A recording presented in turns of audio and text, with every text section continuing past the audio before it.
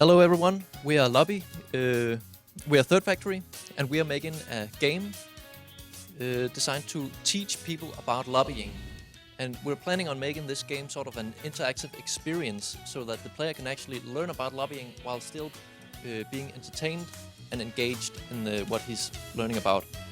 And we think it's very important that we teach people and we raise awareness about what lobbying is all about, because it has huge implications on the society that we all live in. And in some cases, lobbying can actually diminish the say of the individual in a democratic society. And what is lobbying exactly? Lobbying is when a company or organization goes in and donates money to a politician and they get a law through or remove a ban. For example, Texan oil companies this year donated money to Ted Poe, and he went in and removed a ban on crude oil. He went out and said, "It's high time we remove the crude oil export ban. Exporting US crude oil will lower gas prices, increase American jobs, and strengthen our national security." And that's just the way it is. And as mentioned before, our intent with the game is to educate people about how powerful and influential lobbying actually is. And that's why it's a serious game, because it's about politics and we are educating people in a serious matter. But it can't only be about educating, because people will get bored very quickly and move on to another game, which we know from personal experience with serious games. That's why we focus a lot on entertainment also. And when people walk away from our game, we want them to have a lot of knowledge about lobbying, the power of it, and still be entertained. So the game design and the game type that we went with was an educational adventure game, because as you can see on the picture, there's this kind of puzzle, such as mini games built into the game.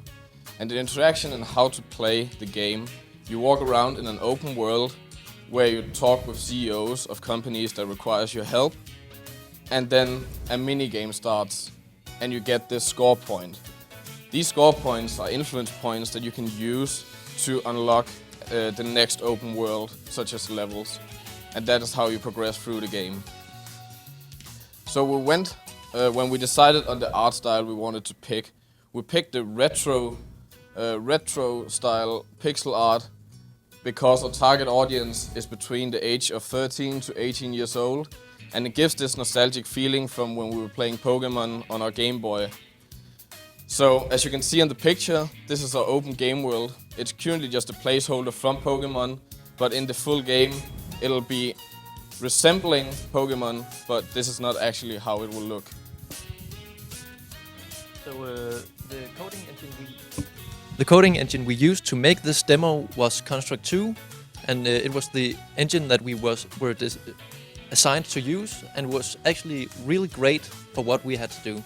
We were able to learn it really quickly and get started with it, and because of this we were actually able to make a pretty advanced demo considering the limited time frame we had to do this project. And ultimately the platform that we would want to release this game on would be HTML5, because it's such a huge platform and anyone can access it. So we would have a huge potential user base for this game.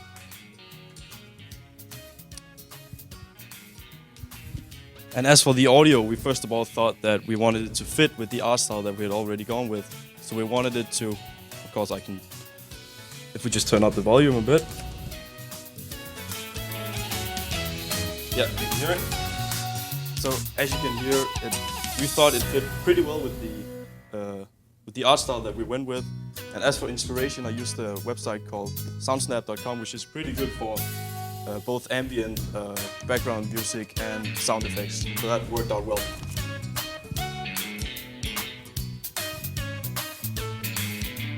So, as I touched on before, our target audience is between the age of 13 to 18 years old. And why would they want to play our game? We incorporated mini games into the game to make it fun, and then we made the game educational as well about lobbying. So elder people can read through the dialogue, they can learn about lobbyism, and then they can keep themselves entertained by playing the mini games and advance through the game. Younger people that might not understand what the dialogue means can still be entertained by skipping through the dialogue and then playing the game, the mini games in the game. And when our final game will be released, it'll be rated 13+.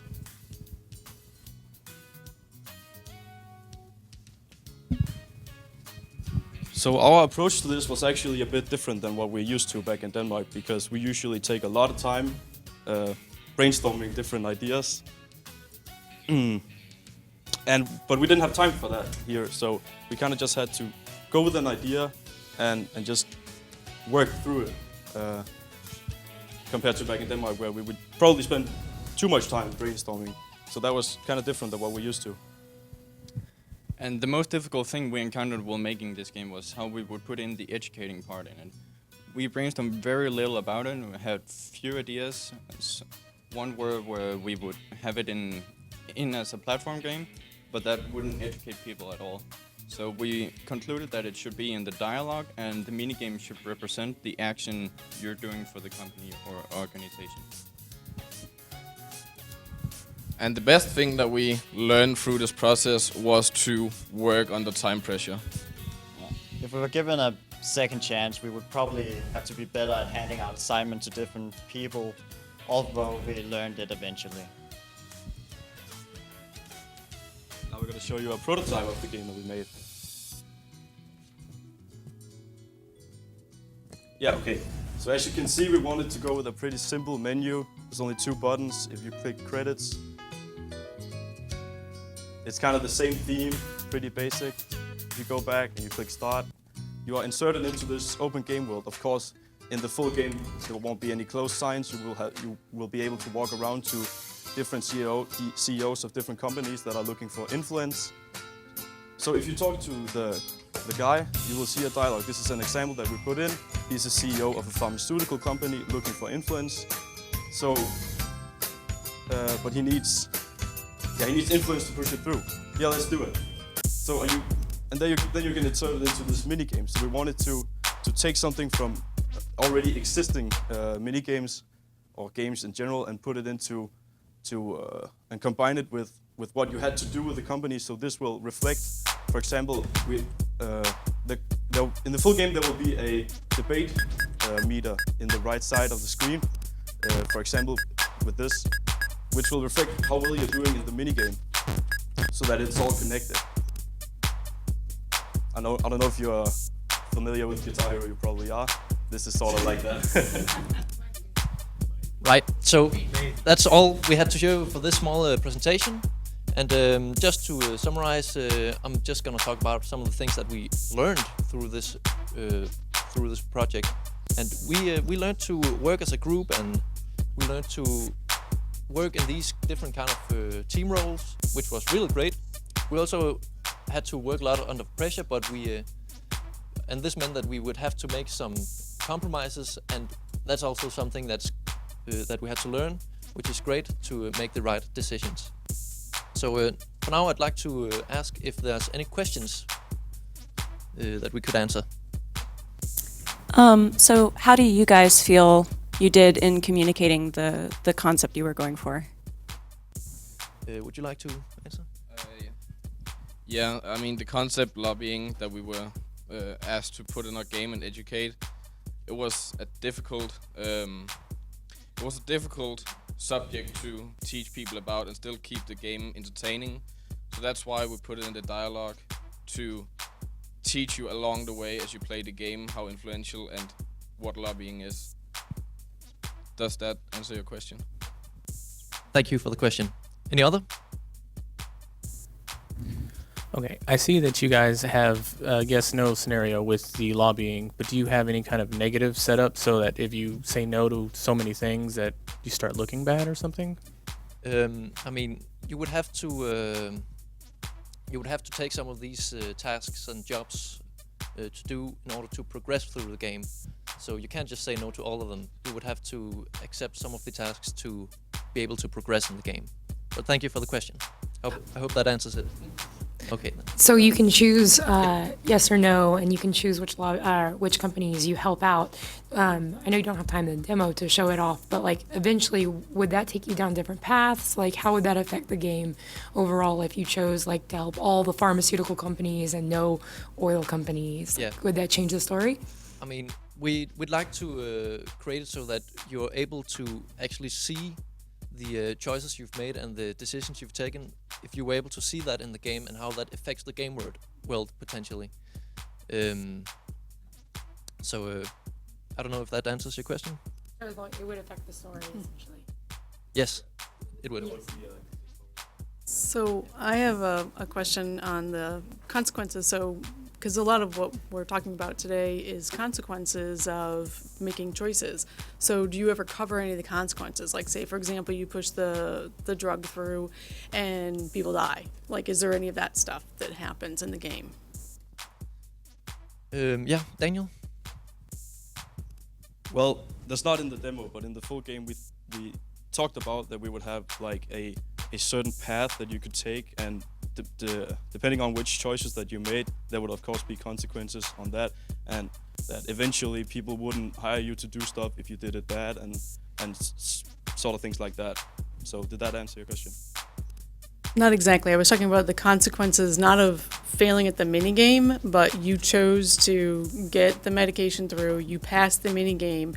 Does the game then show the results to society of what happened to lobbying?